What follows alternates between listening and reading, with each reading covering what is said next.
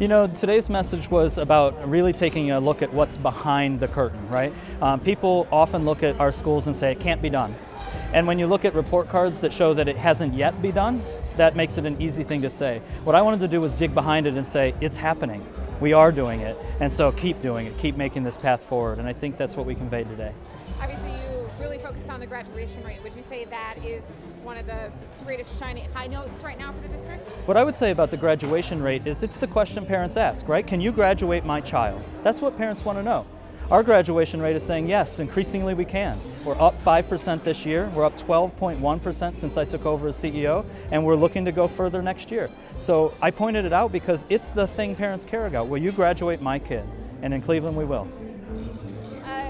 You obviously related a lot of this to the whole Sisyphus concept, so why don't you talk a little bit about that?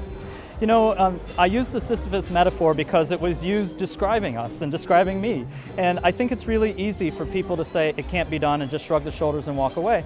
We can't afford to do that for kids, and even when we're getting results. And so I use the metaphor to just call the question about whether we really are going to all stay together in this. When you can see from this ballroom today, we have a lot of people that are expecting us to get this done. So we will.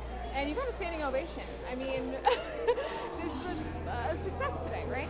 This standing ovation was for 5,682 educators in our district working hard right now and every day. That was not for me, it was for them. I like that answer. Guys?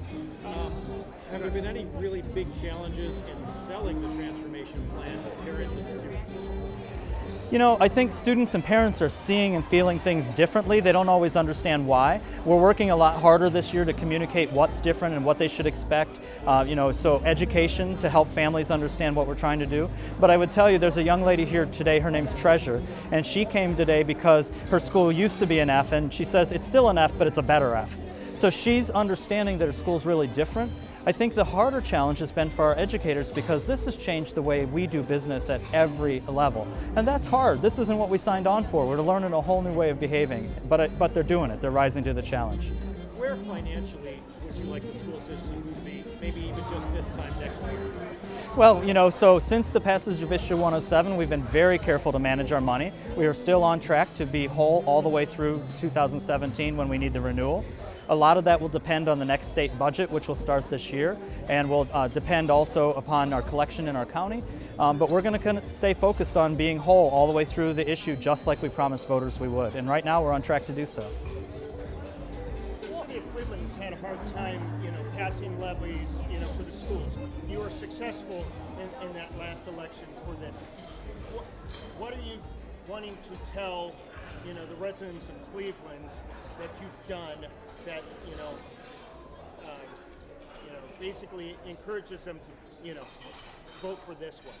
So we told residents of Cleveland at Issue 107 that they should only support us if we were willing to do business differently. Today at the State of the School speech, you heard example after example of example that we do business differently than any district in the state of Ohio. Now I'm asking Cleveland residents to renew the issue that they already pay for to give us the facilities to do that in for the remaining kids in our system. It's not a tax increase issue, Issue 4, and it'll allow us to have the opportunity to give every kid the environment they deserve, even as we meet the promise that we committed to. Do you think that this new issue, or this renewal issue, is getting enough play out there? I remember, weeks before Election Day, there were rallies, there were, lots of people pushing for this levy to pass. I'm not seeing it as much now.